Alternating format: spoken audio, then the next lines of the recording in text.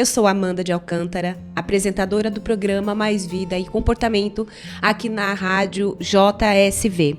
E hoje nós vamos abordar um tema super importante, um tema super atual e também um tema muito tabu.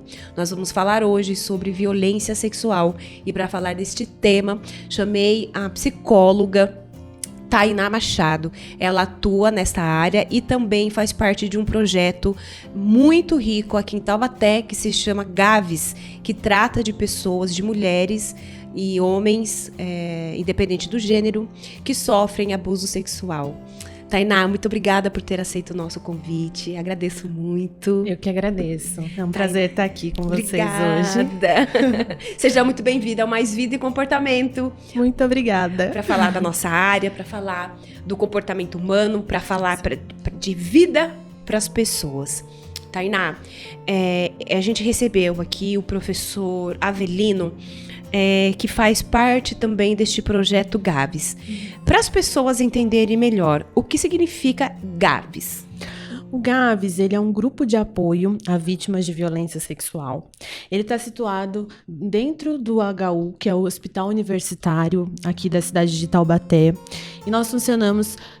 nosso atendimento, é toda segunda-feira, das 2 às 5 da tarde. A gente trabalha com uma equipe multi, que seria médicos, enfermeiros, psicólogo, assistente social, tem os estagiários também da Unital, por ser um projeto de extensão da Unital, o Gaves. Então, tem os estagiários também da enfermagem, da psicologia, que dão esse suporte pra gente nos atendimentos também. Tá, então Gaves é grupo de apoio a vítimas de violência sexual. Tá, independente do gênero, independente do sexo. Independente do sexo, independente do gênero, nós atendemos. Tá, então vamos supor, eu sofri um abuso sexual, tô andando na rua, alguém foi e cometeu esse ato comigo. O que eu faço na hora, Tainá? Fui agredida sexualmente, o que eu faço? A gente sempre indica para a pessoa procurar, o pronto-socorro, independente o qual for mais perto, e procurar também. Quando a pessoa vai para o hospital universitário, para o pronto-socorro do hospital universitário, automaticamente ela já é encaminhada para o grupo na segunda-feira. Então, lá dentro do hospital, os médicos, os enfermeiros já informam a pessoa que ela pode ir na segunda-feira. É por ordem de chegada que a gente atende, e aí ela vai ter esse suporte. Entendi. Tainá, esse assunto ainda é muito tabu, E ele até causa um estranhamento para a gente abordar isso. Então, nós profissionais da área da saúde, sendo psicólogas, eu tenho visto e acompanhado de perto muitos casos referentes a abusos sexuais e que desencadeiam uma série de sintomas, uma série de outros problemas psíquicos, emocionais, até mentais. Como que o Gaves, ou como você, como profissional que está atuando nesta área, tem recebido essas demandas? O que mais tem aparecido como um sintoma, acho que é pós-traumático, desse tipo de violência? É muito comum, eu não gosto de generalizar. Certo. Porque assim, a gente sabe que todo ser humano, ele é único, Então não tem como eu dizer assim, que toda pessoa que vai sofrer uma violência sexual, ela pode desenvolver um transtorno mental, ela pode ter problemas emocionais.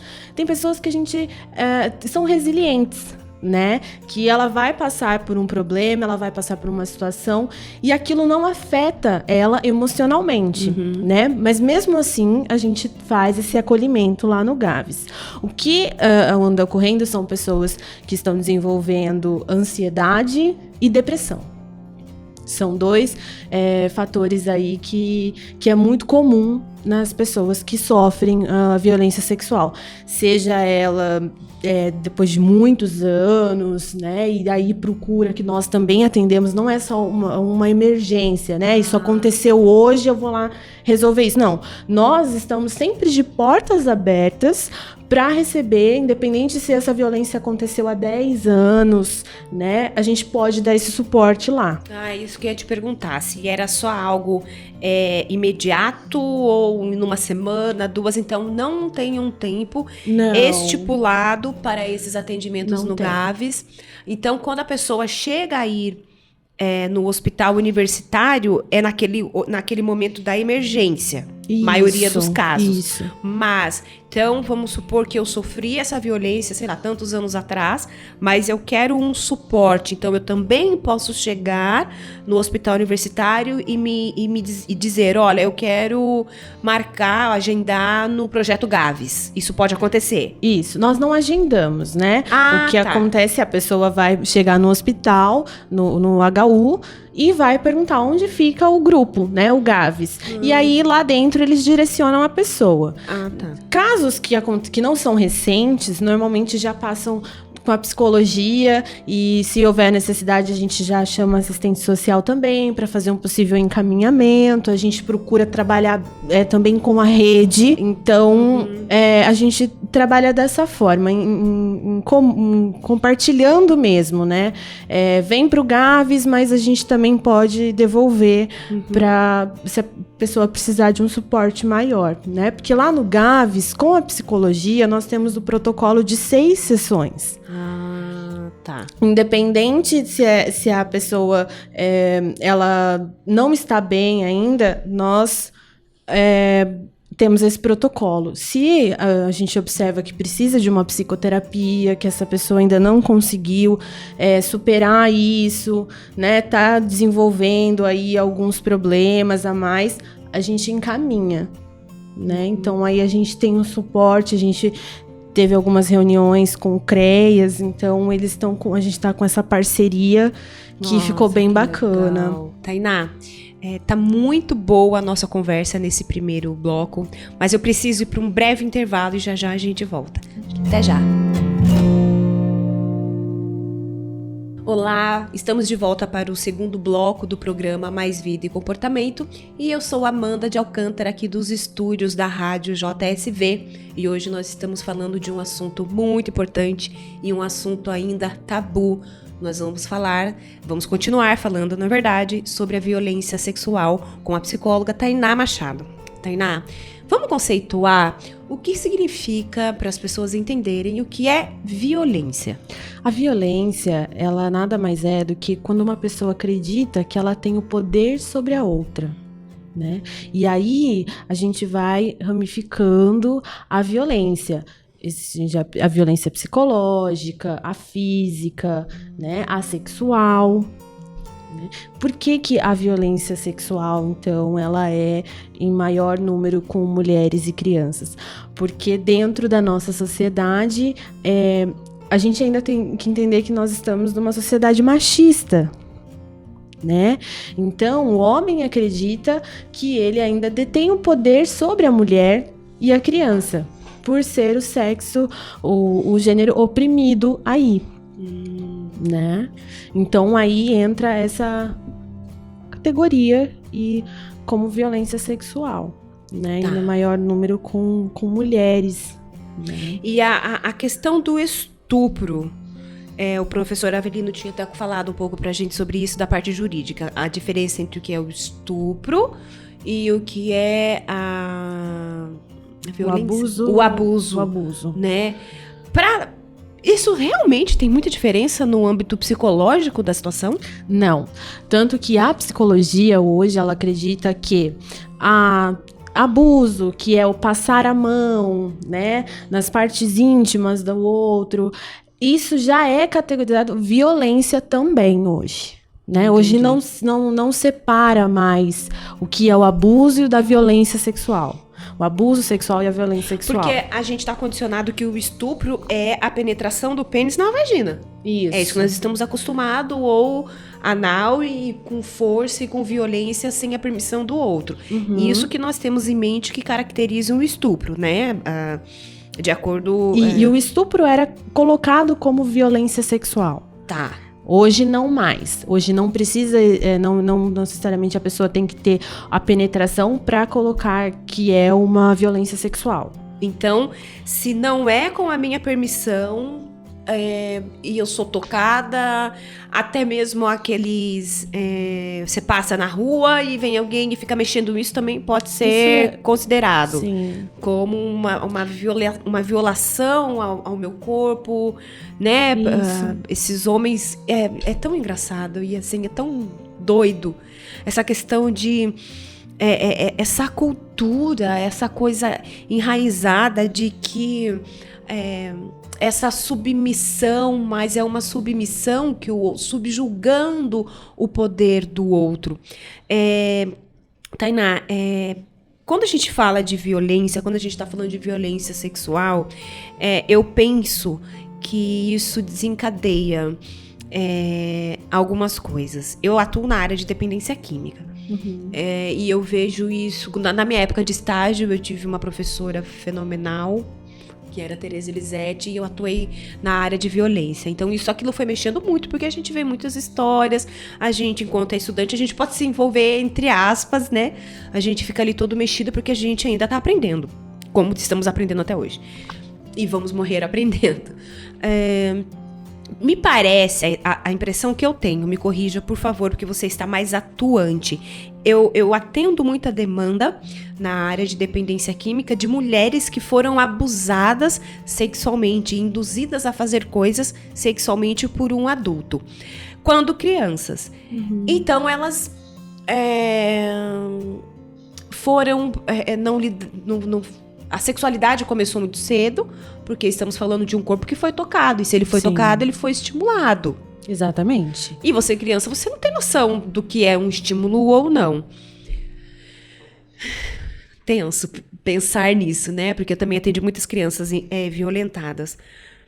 Quando você vai fazer um balanço, por exemplo, pode ser no Gabs, eu sei que vocês não podem divulgar, mas tem aumentado o índice de violência contra a criança do que para mulheres? Sim. A demanda hoje do Gavs, ela é muito mais com crianças do que com mulheres. Né? E aí, assim, a gente entra... Crianças de que faixa etária? Todas. De 3 anos... 4 anos, 5 anos, e é sempre uma pessoa próxima. É sempre um homem que violentou essa criança. É muitas vezes o pai biológico, padrasto, tio dessa criança. Um primo. Exatamente. É muito... E quando, por exemplo, eu chego lá com meu filho, né? Meu filho de 6 anos que me relatou que o primo foi... e cometeu uma violência, falou, mamãe, ele veio e fez isso, e eu, adulta, entendo que aquilo foi uma violência sexual, mas eu não quero denunciar. Chegou no Gabs. Nós temos uma ficha, né, que quando a pessoa chega lá, esse responsável vai entrar, né, primeiro vai contar o que aconteceu, o que a criança passou, né, e nós temos uma ficha que nós temos que preencher aquilo. Como controle mesmo, né? Então, ali, para falar quem é o agressor, como foi, quantas vezes, o que aconteceu.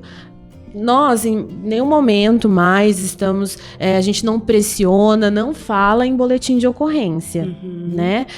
O nosso intuito ali no Gavs é acolher essa vítima para fazer um atendimento multi, né? Na questão da saúde dessa pessoa. Certo. Tá. É porque a gente, eu digo eu, Amanda mesmo, a própria pessoa. A gente fica muito tentado a ir denunciar.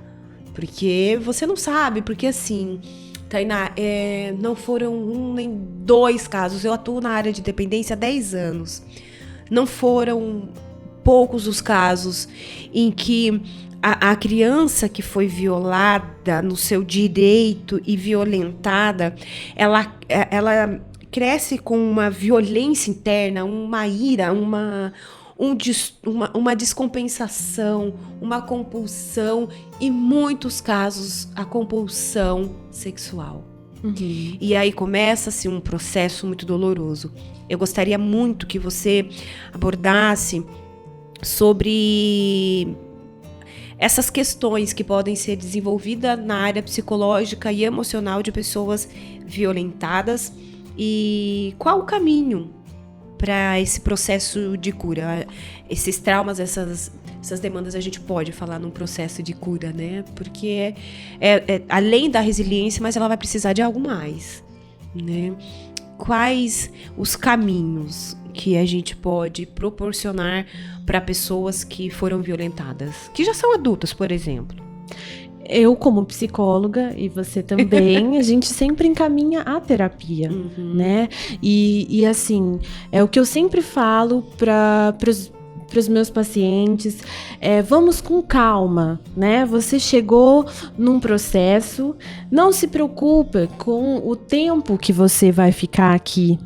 Cada um tem seu tempo, mas você veio para procurar um caminho melhor para você, né?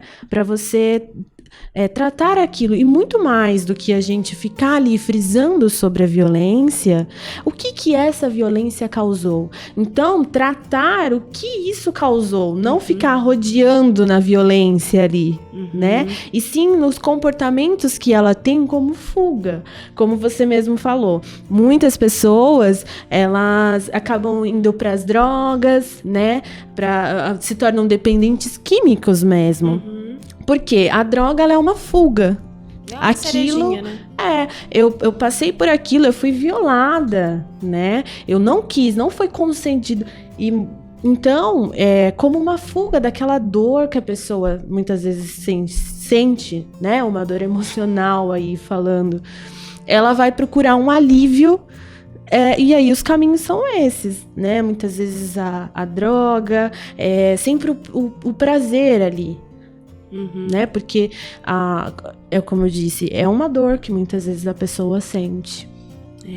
É um assunto bastante pesado, né, Tainá? Sim, é bem pesado. Mas ele precisa ser falado e eu acho que nós precisamos falar disso o tempo todo. Sim. O máximo que nós pudermos falar, e o meu programa vai estar sempre aberto para quando o Gaves, vocês quiserem vir falar de toda essa demanda. Tainá, a gente vai para um breve intervalo e já a gente volta. Okay. Olá, estamos de volta com o programa Mais Vida e Comportamento, e eu sou Amanda de Alcântara e falamos aqui dos estúdios da Rádio JSV. Voltamos para o nosso terceiro bloco, falando um pouco mais e profundamente sobre o tema violência sexual. Tainá, a gente falou um pouquinho no início sobre os traumas, transtornos pós-traumáticos de uma pessoa que sofre violência sexual. E aí eu fiquei aqui pensando, existe classe social para o abuso? Não. Ela está em todas as classes sociais. E o Gaves atende todas as pessoas? Todas as classes sociais, né? Qualquer pessoa que chegar lá vai ser atendida, vai ser acolhida pela equipe. Tá, Tainá, fiquei pensando em outra coisa. Pode até fugir um pouco disso que eu te perguntei agora. Então, vamos lá. Sofri um abuso sexual por um parente, porque eu cedi até uma vez uma entrevista, acho que foi pra Band, e eu falei sobre isso.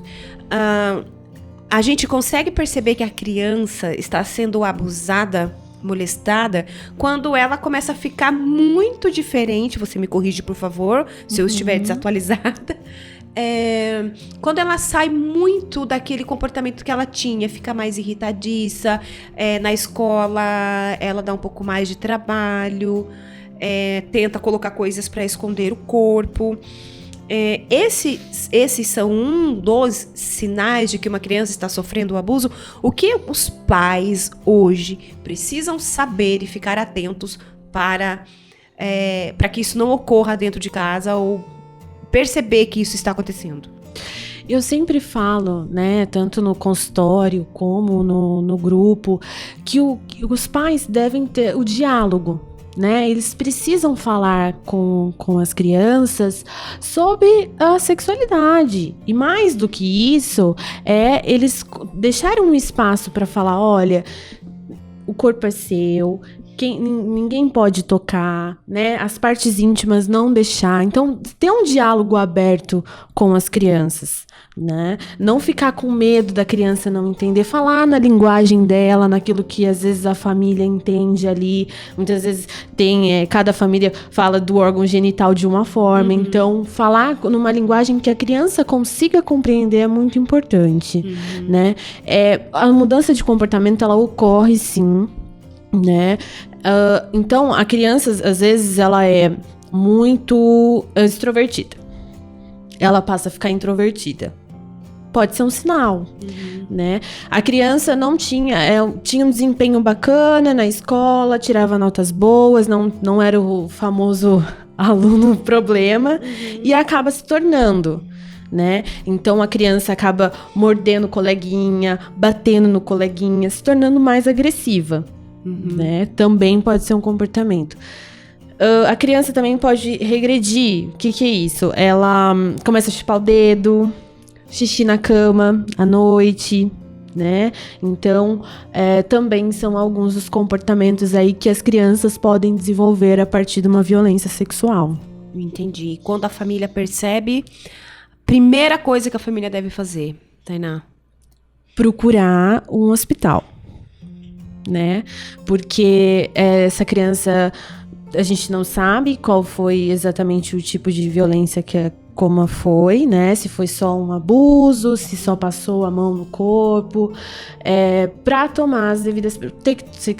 Às vezes tem que tomar os remédios, né? Que o hospital hoje em dia fornece, que é o coquetel para possíveis doenças sexualmente transmissíveis, né? No caso das mulheres, além dos remédios que os médicos passam, né? Com relação à violência, também para gravidez, né? Que muitas vezes pode acontecer. Então, e quando acontece, Tainá, uma gravidez indesejada, advindo de um estupro? E aí? Eu não sei nem como perguntar isso, porque é muito complicado. Porque nós estamos aí numa luta ferrenha a favor de aborto. Sim. Até que ponto isso é bom ou não? Nunca vou achar bom. Mas, é claro, numa situação de estupro, de violência sexual, porque assim, nós temos que pensar nessa pessoa, nessa mulher, ou numa adolescente, ou numa adolescente, que é criança, não, mas como que fica o nosso trabalho nisso? O que você trabalha? Como que você trabalha e atua numa situação dessa, por exemplo? E a pessoa, né? Como que ela pode ficar melhor? Não sei o nome a dar. É um assunto muito delicado, né? E muitas vezes, eu acho que assim, em primeiro lugar, nós como psicólogos, a gente precisa o exercício da empatia todo momento. Durante o atendimento, a empatia. Eu preciso me colocar no lugar daquele outro para eu conseguir entender de fato qual é a angústia, o que realmente essa pessoa está sentindo nesse momento. Quando a mulher ou a adolescente ela descobre que tem uma gravidez aí, né, através de um estupro, isso fica muito mais delicado, porque muitas vezes envolve questões religiosas, né? Mas, mais do que isso, nós temos que pensar como que essa mulher ou essa adolescente vai conseguir levar essa gestação lembrando do que ela passou, né? E muitas não chegam, de fato, chegam lá e falam, eu quero abortar, né? Mas a gente precisa conversar sobre isso.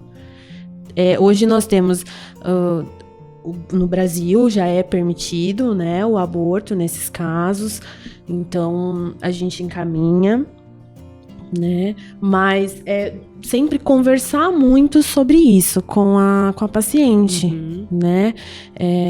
Como que ela acredita que a gente vai pensar em questão de futuro. Como que ela vai criar esse bebê, conseguir... a gente sabe que toda criança, todo bebê faz parte do desenvolvimento, né, dela ali, a questão do afeto, do carinho, né? Será que essa mulher vai conseguir de fato passar isso para essa criança, lembrando que aquela criança ela foi gerada por um estupro, que ela foi violentada, né? É complicado. Muito. É realmente um assunto muito delicado. E a gente tem todo o suporte para isso. A nossa equipe, ela hoje é preparada, né? E lá no grupo nós trabalhamos no consultório também. Quando chega essa demanda, a gente também tem que trabalhar essa questão. Né? É um ponto muito importante. É um ponto importante, como você está falando, né, Tainá? Essa questão de desenvolver a empatia. Aprender a se colocar no outro, dá também esse suporte, esse ombro para a mulher. Sim. Porque ela às vezes está sozinha, né? Não, você tá aí gerando uma criança, né, um bebê, então você não pode pensar em aborto. Muitas mulheres querem ter, mas você sabe que eu fico pensando, talvez em casos de estupro, talvez as pessoas se humanizem mais, se solidarizem mais. É o que eu tô aqui pensando. Nunca vi nunca presenciei casos desses, mas eu fico aqui pensando que pode ser que as mulheres, tô falando ali as mulheres no núcleo social dessa pessoa que foi violentada. Sim. Né? Porque nós vivemos um mercado aí de mulheres extremamente competitivas e empoderadas e tudo mais, né? E no fim a gente tá ficando tudo doida porque não dá tempo de empoderar tudo, né? Tudo que a gente quer fazer não dá tempo.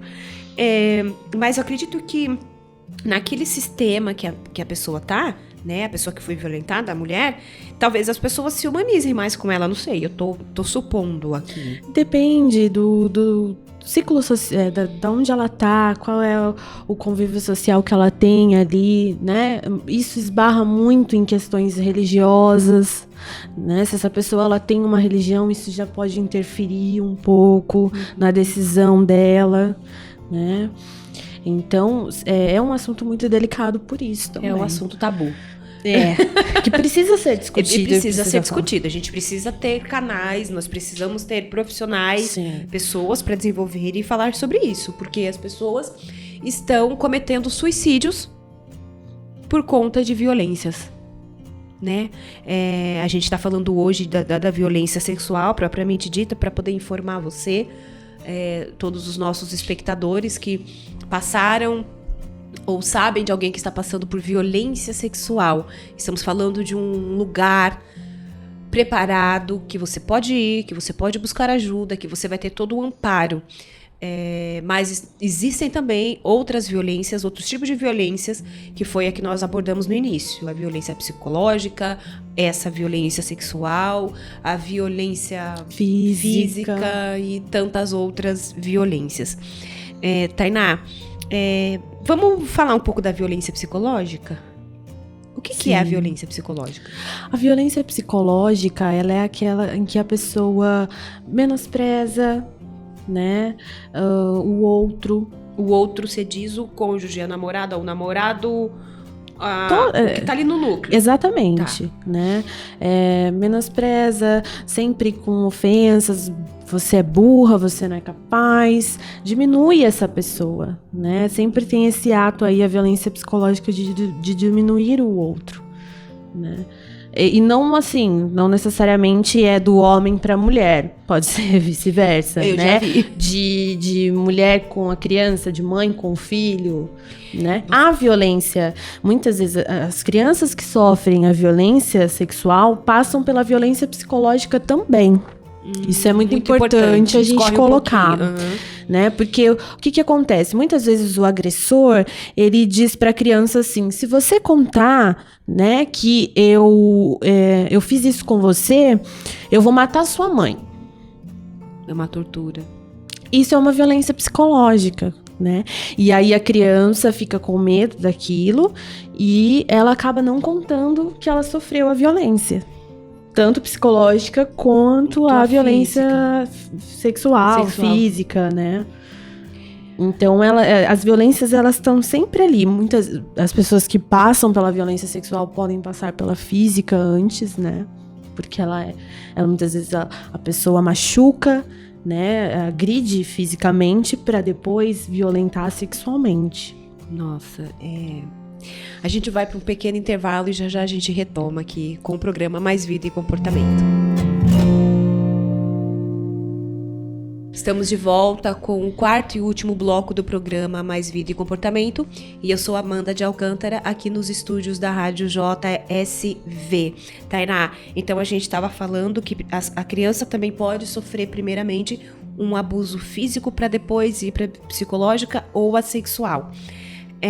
Você sabe que eu lembrei de uma cena. Ontem eu estava indo trabalhar, saí do meu bairro e na rua da minha... numa das ruas da minha casa, tem uma escola, uma creche. Uhum. E pra mim aquilo foi uma agressão.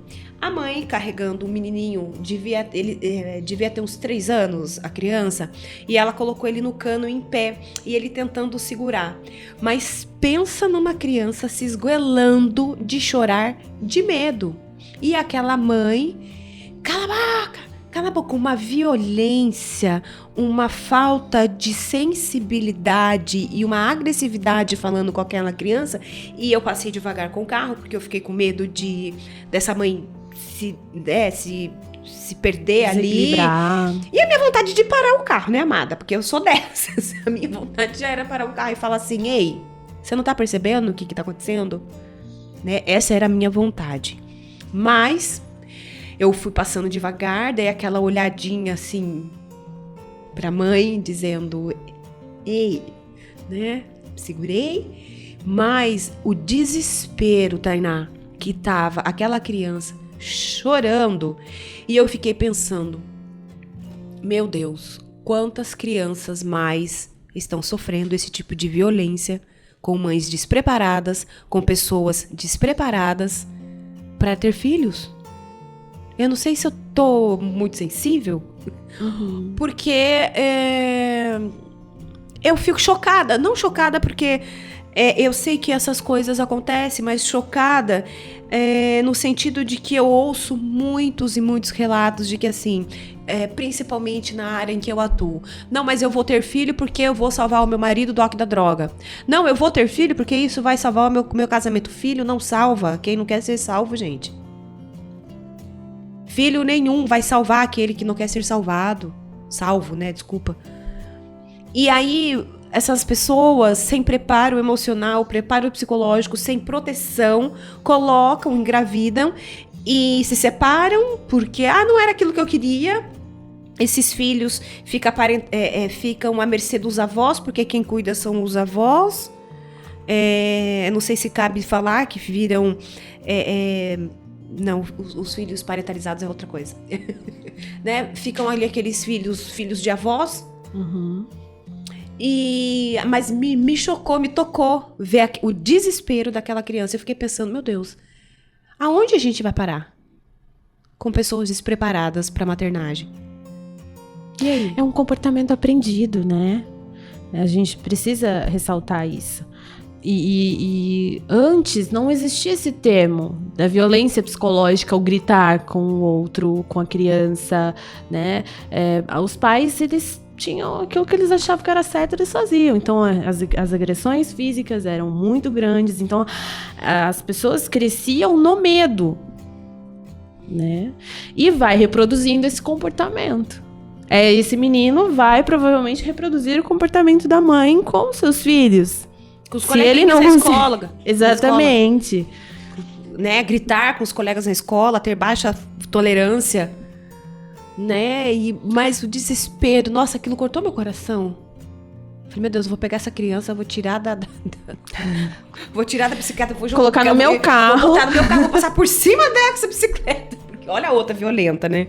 Mas é porque eu fiquei chocada. Eu falei: meu Deus, é uma criança de 3, 4 anos que tá com medo e a pessoa, o adulto não entende. E o abusador, ele usa deste medo para coagir, e até em mulheres adultas. Nós estamos falando de uma criança indefesa. Mas em mulheres adultas, Tainá, que são coagidas assim por um homem. Eu tô falando de homem porque ele, por conta da questão da força, a questão do machismo. E quando isso acontece com uma mulher adulta? Que as pessoas falam assim: nossa, mas você tá se deixando ser agredida, você não tem autoestima. Nossa, mas como que você deixa o cara falar desse jeito com você? Ah, não, mas eu amo ele, né? Amo ele. Não é nem eu amo, não, né? Amo ele. É o relacionamento abusivo, né? Que entra aí num ciclo que a gente chama. Esse ciclo, ele vai se permanecendo ao longo do relacionamento. E existe a violência psicológica também. Assim como eu falei que o agressor tem ele tem a violência psicológica com a criança, o agressor também tem com a mulher, né? Em muitos casos. Por isso que a gente não consegue, de fato, saber quantas mulheres são violentadas de todas as formas no Brasil por dia. Porque elas sofrem a violência psicológica. Elas têm medo desse agressor.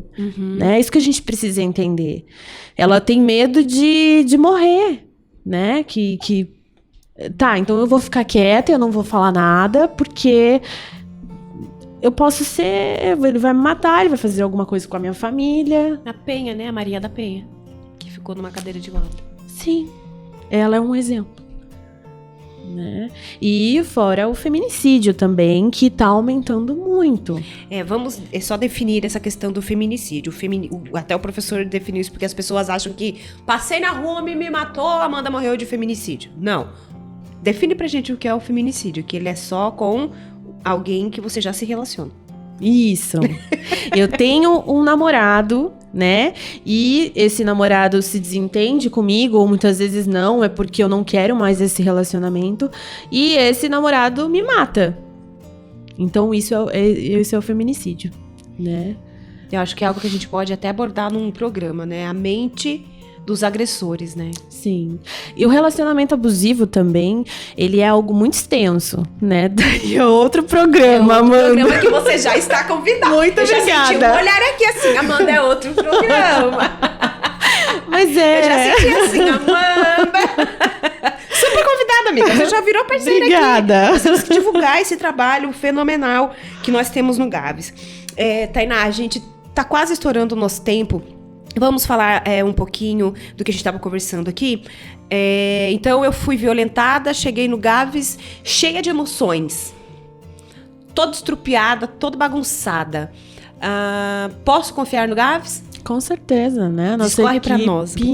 A nossa equipe é preparada por todos, né? Temos os psicólogos, sim, mas os enfermeiros estão lá também, as enfermeiras estão lá para esse acolhimento, os médicos, os internos da medicina que muitas vezes estão lá com a gente também, eles estão lá para eles aprenderem a atender essa demanda, né? Que legal. Então eles passam também pelo ambulatório, onde está o Gaves hoje dentro do hospital. Então, todo mundo ali é preparado, né? Por isso que às vezes assim, mas eu cheguei, Tainá, lá no Gaves, eu fui atendida pela enfermeira. Sim, você foi atendida pela enfermeira porque ela tem esse preparo para esse acolhimento também. Ótimo. E aí, dependendo de como for, ela vai chamar a psicóloga, as estagiárias que estão lá da psicologia, para começar o nosso protocolo de 6 sessões para esse acolhimento, né? E trabalhando com a psicologia. Tá, então, eu tô com as minhas emoções, tô sentindo culpada, tô com vergonha, e eu fico lá assim, vou, não vou. Vai. Vai. Porque aí quando eu chego lá, eu sou prontamente acolhida. Sim. As mulheres quando chegam lá, vocês conseguem ter essa visão da emoção que mais está ali pertinente naquele momento na mulher? E consegue quebrar isso? Tipo, olha, não sinta vergonha, vem cá, amada. É esse o sentimento. é a vergonha que impede, né? Eu vou ter que expor, eu vou falar de algo que ainda é tabu dentro de uma sociedade. Ai, será que eu vou? Será que eu não vou? Né? Vai, porque assim, você pode desenvolver uma doença sexualmente transmissível. Nossa, verdade. Né? E entre essa doença e você ir lá e saber que você vai ser acolhida, não só, Amanda, no Gavis, mas eu acho que a gente pode também, sei lá, procurar uma terapia, né? Num consultório particular. Mas os hospitais estão com portas abertas para isso. No HU, no Hospital Universitário, tem o Gavis, né? Ai, que lindo. Tô quase indo no Gavis lá, gente. Vai lá conhecer a gente. Será muito bem-vinda. Tainá, olha, eu quero te agradecer imensamente por ter aceito o nosso convite.